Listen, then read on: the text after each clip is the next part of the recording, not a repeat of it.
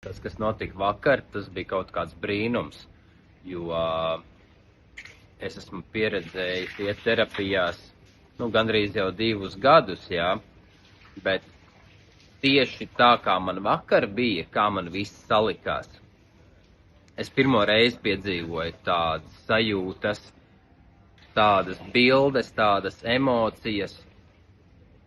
Man Ieva tik viegli izveda cauri tam visam, un es uzreiz jau pats zināju nākošo atbildi, kur kas, un zemapziņa tik forši vēra vaļā visus tālākos soļus.